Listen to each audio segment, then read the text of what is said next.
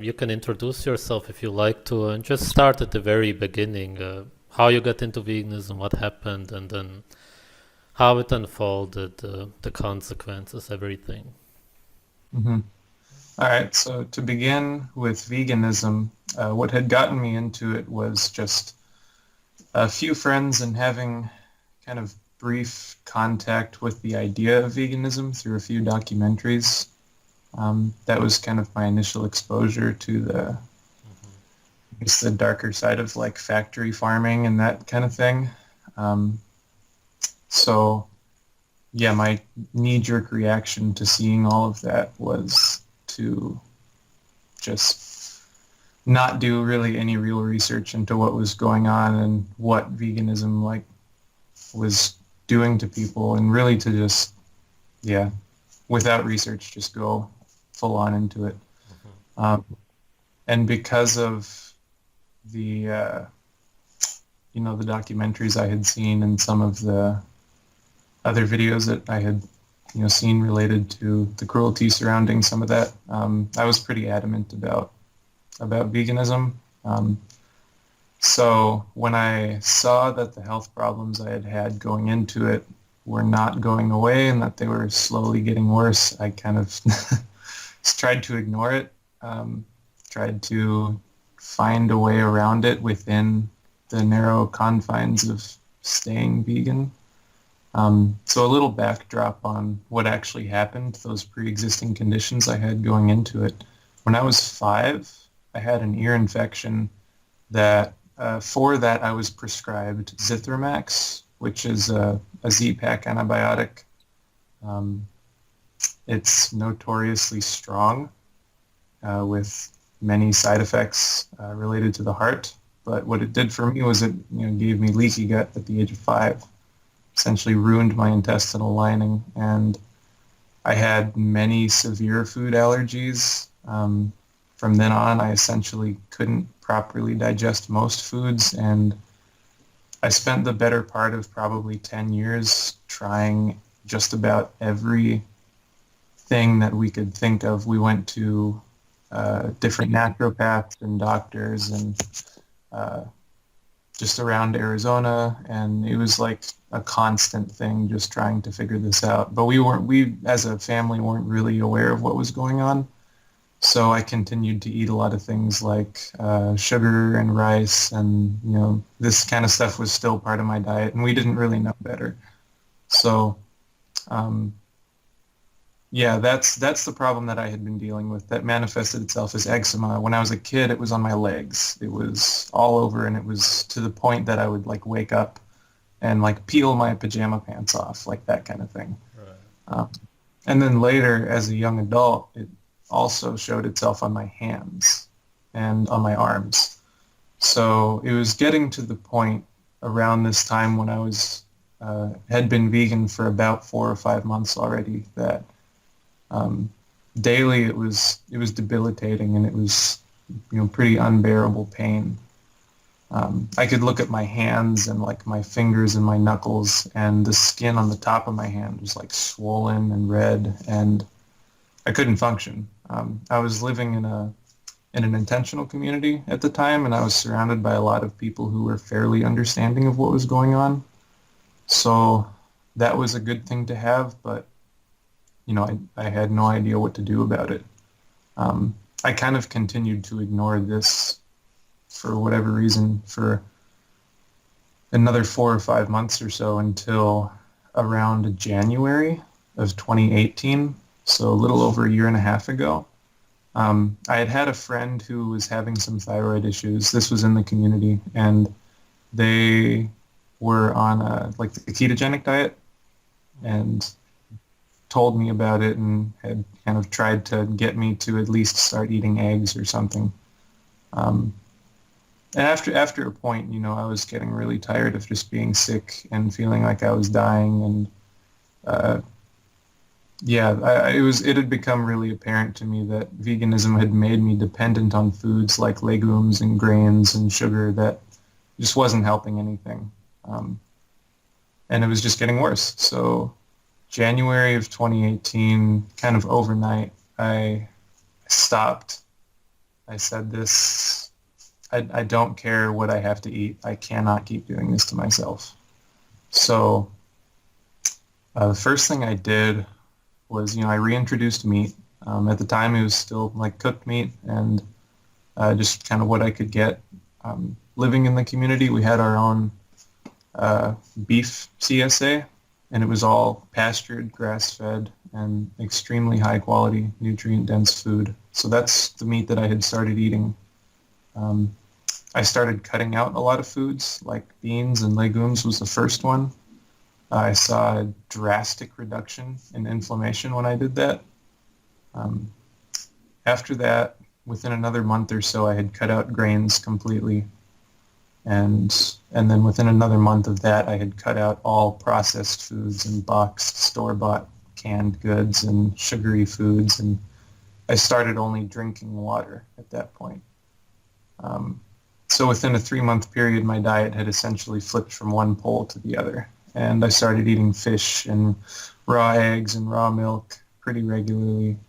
And I also started doing a lot of bone broth. I would cook it down for about 3 days at a time and then, consume that on a regular basis.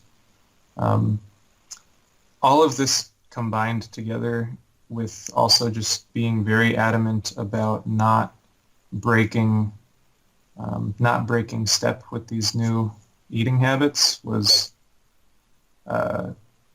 profound. It was almost, definitely not instant, but within a 2 or 3 month time span, I saw the eczema on my hands and my fingers completely disappear. Raw meat and other raw animal products and organ meats in particular are a big part of many indigenous diets, and that it's a part of our kind of natural diet. And I was introduced to the works of Johannes von der Planitz, and kind of how he healed himself with a lot of problems there. I did a lot of research into Weston A. Price, like a lot of people.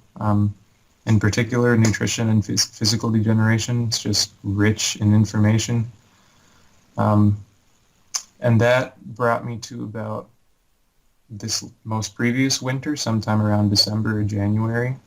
I was doing some work trading further north and was introduced to like backstrap salad, which is just raw deer backstrap. And that was kind of the first time that I started to play around with like the raw meats and that kind of thing. And as I was put in that environment where I was forced to eat seasonally, and here, the winters being very cold and pretty long, you're mostly just dependent on maybe whatever vegetables you were able to get during the summertime and process, but generally speaking, it's just whatever animal products you have. And that's kind of what I was subsisting on when I was doing this work trading up north. And I saw like the very last of any health issues that hadn't resolved themselves completely disappear. So like, for example, during the first few months of turning around my diet, I had seen the eczema on my skin go away, but some of the scarring on my legs from when I was a child hadn't quite gone away, and there would still be like a day or two at a time when I could see scarring, like, very prominently. Something may resurface for a day or two and then go away. And this completely disappeared at this time. It essentially was as though nothing had ever happened.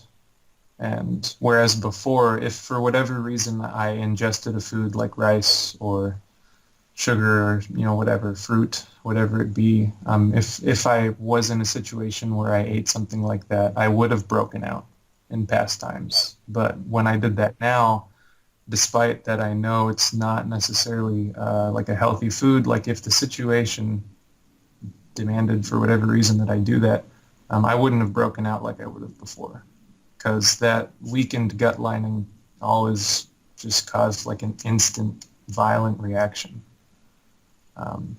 So what I saw was like really not just a Band-Aid like what I had been told to do, just cover up my symptoms. Like this was a real healing of the problem. Right. It yeah, it was like it was life changing. Anything you would like to say to any vegans in general who want to consider going vegan for health? I see morally why people aspire to it. I mean, just as far as us as a species, it doesn't make sense. It's not our diet. Mm. And the problem that I had had when I was vegan was I was always lethargic. I could not bring myself to function normally as far as energy levels go. I kind of had to just because I had to work and I did not have much of a choice. But generally speaking, I was dragging my feet, and that's another thing that I see. I think any diet where you're constantly having to get blood tested and you're constantly having to look for ways to boost your energy and become dependent on sugar and caffeine, and any diet where you're not feeling ready to take on the day and really go out and tackle life is not, something's not right. You should not have to be so dependent on outside sources and so closely monitoring yourself to make sure that you don't degenerate. Another thing I think worth mentioning that I noticed was I knew a handful of other vegans when I was living in this community at the same time that I was vegan. And while I had only been vegan for 9 months, many of these people had been vegan for a number of years or even decades. And something that I observed in all of them, without exception, was that they had all over the years developed serious dental or bone problems.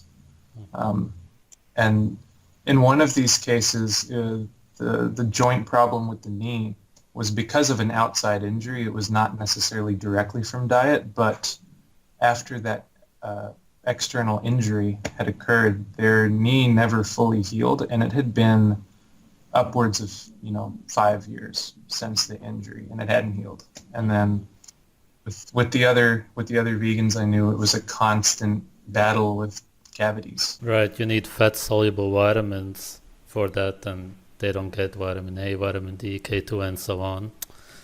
That's the main problem. How do you see veganism? What do you think it is? Where does it come from, and where is it heading?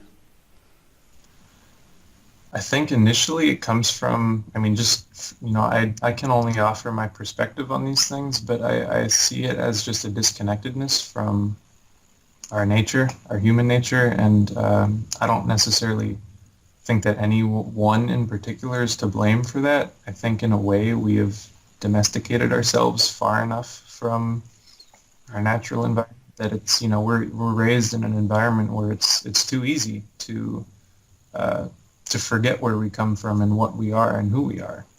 It's very easy to kind of take on this mentality that we're given. And I think veganism is one of the byproducts of that kind of self-domestication. And I mean, you see it kind of bleed over in the minds of most people who conform to that kind of mentality in general, because even a lot of people who aren't necessarily vegan or vegetarian definitely in some area within them believe that more vegetables and less animal products equals healthier somehow. It's Right. just part of the whole idea that comes with that. And where do I see it heading? I mean, hopefully nowhere, but it's I don't know where I would see it going. I mean, it looks as though it's kind of become popularized by the mainstream, and it's now being pushed on a lot of people, just socially, and that's a really disappointing thing to see. It's because it's not something we should be promoting. Mm. It's something we should be questioning. Really, the only benefit that I do see to veganism is that it gets people to demand higher quality food. That's one commonality I can see between the two diets, but aside from that, it's generally just causing great nutritional deficiency in a society that already is suffering from great nutritional deficiency. Mhm.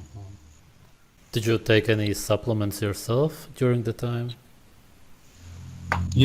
I supplemented like B12, for a short while when I was vegan, but that was another frustration for me that I kind of shoved under the rug. It's like, if this is how we're supposed to be eating, why do I need to supplement? Yeah, you shouldn't be needing to supplement anything if you're eating whole, complete, nutritious foods. Right. Anything else you would like to add? Anything you experienced during the time? Something important you would like to mention? I mean, I suppose as far as healing goes, kind of the experience that I came to was that healing is a threefold. It's a threefold process of mental, spiritual, and physical coming together in that way. But you can't have complete healing of the human organism without addressing all three of those things. The diet definitely plays a huge part in that, obviously being, 1/3 of that healing process. And for a lot of people, that's kind of the missing link, especially, as I mentioned, in this culture that we're in, where there's a lot of misinformation. All right. Yeah. Thank you. Yeah. Yeah, no, thank you for having me on.